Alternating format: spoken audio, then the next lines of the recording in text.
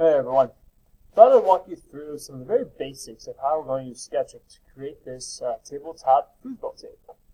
I'm going to go through the very basics of how SketchUp works. I'm going to mess around with how I'm going to build the shapes, as well as make sure they're the right size, that I can make it very practical in how I'm actually going to assemble it in the shop. So let's get started. Okay, so what I want to do here is I'm going to build a very basic platform that's going to represent that piece I give you that is the top of the foosball table. Now, before I do anything, I want to make sure I always have access to my SketchUp file. So I'm going to go up here to the file, and I'm going to save as, and we're just going to put it in a place that I've always going to have access to. Now, hopefully you signed into your computer as you, therefore you have access to it. If you didn't, you're going to have to do that or put it on the desktop for the time being. I'll call it my foosball table and just push save. Now we're ready to go. So I want to start out by making a rectangle. Now the rectangle tool is at the very top. It will be the tool you probably use the most often. And how it works, as soon as I click on it, I get a little pencil with a rectangle being drawn on the ground. You have a lot of axes to work with the green, red, and blue, and I'm just going to build straight on the ground, so I'm building on the blue axis. I'm going to click and drag, and I'm going to just build this almost too large, alright? Now what I do after I build it is I'm going to type in numbers. These numbers are going to represent the length and width of it. So I have a length of 24 inches, comma, and a width of 13 inches. And I will push enter, and it's going to resize that rectangle exactly how I need it to resize. Now that I have my surface actually created, I'm going to go ahead and give it thickness. So I'm going to be using this tool up here, right next to the rectangle tool, called the push and pull tool. It looks like a little block with an arrow coming out of it. Now what the push and pull tool does is it makes SketchUp a very useful 3D modeling software. Meaning that I can go straight from this two-dimensional surface to a three-dimensional with one click and drag. So I'm going to click and I'm going to drag this up. Now, it's going to want me to set a very specific thickness for this to be. And our material is going to be about 1/8 inch. And you can always check it to see its exact dimensions with a tape measure. But what I'm going to do is I want to pull it up almost too far, and I'm going to release my click. And then before I do anything, I'm going to type in exactly how far I really want to pull it up. And I want to pull it up 1/8 inch. So I'm going to do 1/8 inches, enter, and then it will resize it to the exact thickness I need. So right here is what I have for my very basic, very basic size of my rectangle. Now what I want to do is I'm going to highlight all of it, and I'm going to right click on top of it, and I want to make it a group. And all it does is it just says, hey, this is one piece of material. This is one piece of wood. This is one piece. This is one piece.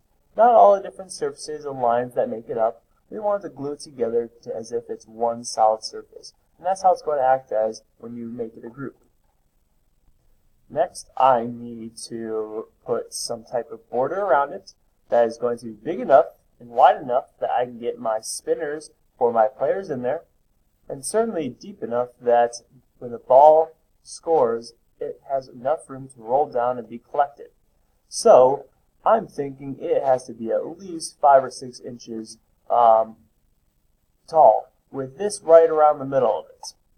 So I'm going to grab my rectangle tool, and I'm going to go up to the side of it here.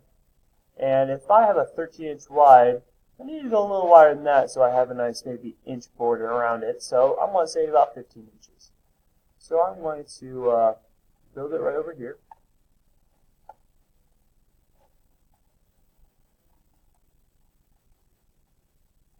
And I'm going to oversize it right now. So I want it to be 13 inches, comma, and I'm going to say 7 inches for now. And I might resize that later, just like cutting off my material as I need to. So I have that, and I want my wood to be about 1 inch thick. So I'm pull it up, 1 inch, and now I have something that's going to represent the side of it. Now it's obviously not facing the right way, but we'll worry about that in a second. I'm going to go ahead, highlight it all, right click, make it a group, just like I made my top surface a group, and now I'm ready to assemble it together. Now assembly works pretty easily. We're just going to use snapping tools to fit it perfectly where we need it. I need to rotate to get into place, so I grab my rotate tool, and while I'm clicking and dragging on this,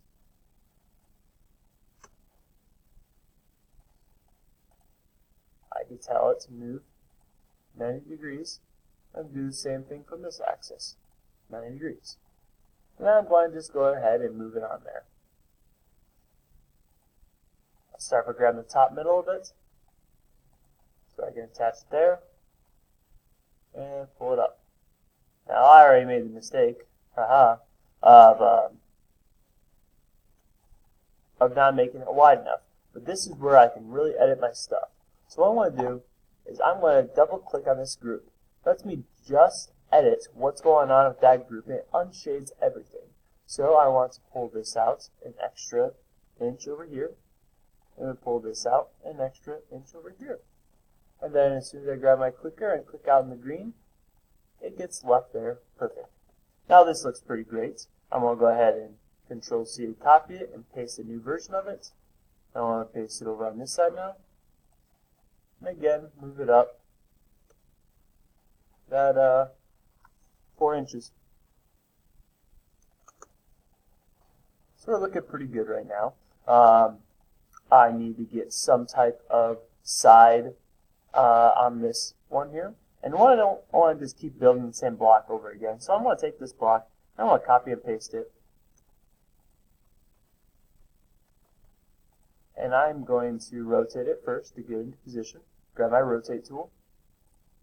And I'm going to spin it on this 90 degrees. And then I'm going to go ahead and grab my move tool. I'm going to grab by its corner and snap it to this corner over here. And just so they're connected. I don't know, it's not nearly long enough, but if I double click to go into this group, I can grab my pull tool and extend it the distance it needs to go. Now I have this creation over here. I will go ahead and copy and paste it so I can reuse it on its other side. And now I've already started to create what is going to be the main box around it with what will be plenty of room down here for me to create the slopes for the ball to roll after it gets scored on. So this is probably going to be one of the very first steps, and then along the lines you're going to have to make cuts in here of where you want the circles to be, where you want the slants to be, where you want the goals to be, and I'll help you as you get to the stage. But honestly, it's just getting started is going to really start getting the ball rolling for you. I'm always here to help you. I'm very fluent in SketchUp, so you just need to raise your hand and ask a question, and I will come right to you. Good luck.